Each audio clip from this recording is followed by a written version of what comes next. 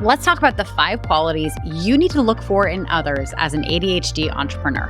Sitting here recording this podcast, I'm thinking back, and my business is the longest job I've ever had in my life.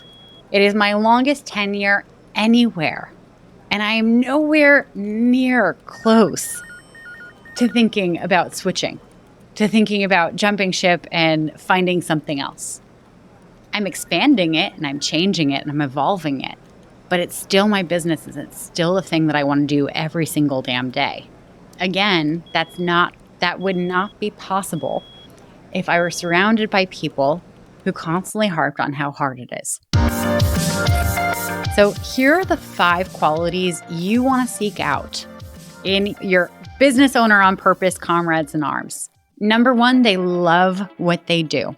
And this has to be heartfelt. This can't be like, oh my God, I love what I do, blah, blah, blah, blah, blah, blah, as part of their marketing scheme. This has to be a genuine thing that this is the work that lights them up, and it's the reason they get out of bed every single morning. I mean, their loved ones and their dog and their children and all that stuff might also be a good reason why they get out of bed in the morning, but this is a big one. This is a big part of that pie, okay? We don't want to discount other parts of people's lives. Number 2, they're not just in it for the money, although the money is a huge benefit. Meaning they are successful, but they don't measure their success purely by the dollars coming into their bank account. They measure their success by the impact that they're having with their clients and on the world. When you're surrounded by people who care about how they're impacting the world around them, you will constantly be motivated to do the same in your own business. And I'm a firm believer that income follows impact. Focusing on creating positive impact, you will create positive income for yourself. Number 3 is they have a can do, and if we think we can't do it, we're going to figure out how to do it spirit. Where other people see obstacles and walls and think, well, guess that's the end of that line. We're just going to give up and go home. These people see a challenge. They see an opportunity for them to use their creativity and tap into their resources and their network to find a way around the wall or to break the wall down completely. Full transparency, I said 5. I didn't have 5. I'm making them up as I go. So we might have to go back and change it to like 4 or 3. I do that with webinars too. Like I'll start writing and I'll be like, here are the 5 things you need. And then I'll come up with 5 things. And sometimes there'll be a 6th thing and I'll be like, fuck, this 6th thing is really good. I need to fit it. And then it becomes like a bonus thing. Anyway, number 4 is they are supportive of the people in their industry.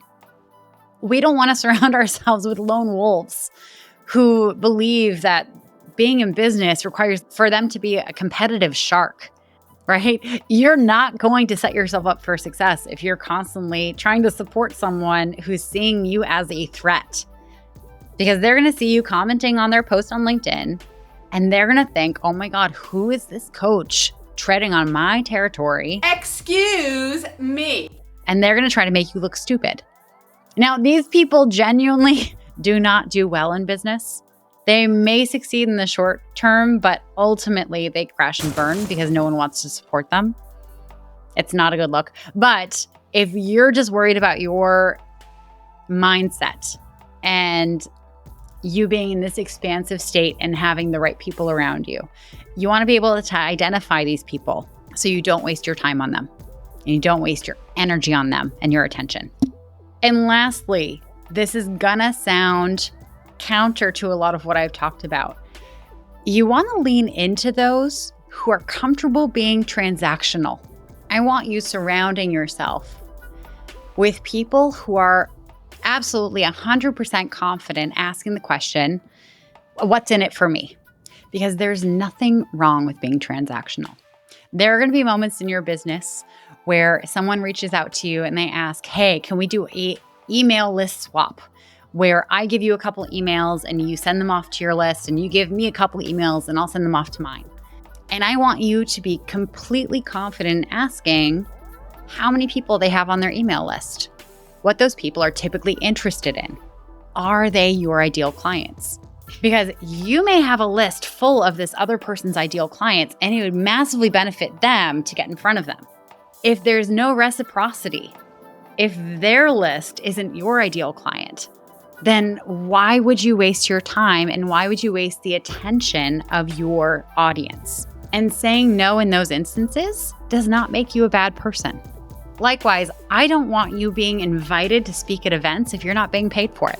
This is something that really grinds my gears, and I can't believe I just said that saying, but it grinds my gears, especially when I see women empowering organizations, quote unquote women empowering organizations, reach out to female speakers, asking them to speak at their events, and then saying what you'll get out of it is you'll get exposure.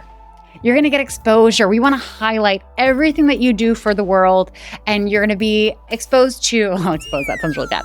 You're going to be made visible to our whole audience, and that's how it's going to benefit you. No, you're charging for tickets. You're charging for sponsors. You have a budget for the venue. You have a budget for food. You have a budget for Wi-Fi. Make a budget for speakers. If you really empower women and support women, stop asking women to do work for free. They are providing a massive value to you. They are your entertainment. You would not expect Blink-182 to show up and perform a whole set at your event without being paid. Likewise, even just a DJ, not to shit on DJs, just a basic DJ who does weddings, you wouldn't expect them to show up and do a whole wedding and do it for free for quote unquote exposure. Why are you doing this to other professional women? And to flip this, if you're that professional woman, if you're that person who speaks as part of your business and you are constantly being asked to speak for free and you are not setting that boundary and you are not unfollowing those people who dare to ask such a stupid question, there comes a point where that's on you. Surround yourself by the people who are not only comfortable with things being transactional and mutually beneficial in an even way, but who will presume that it's the same for you.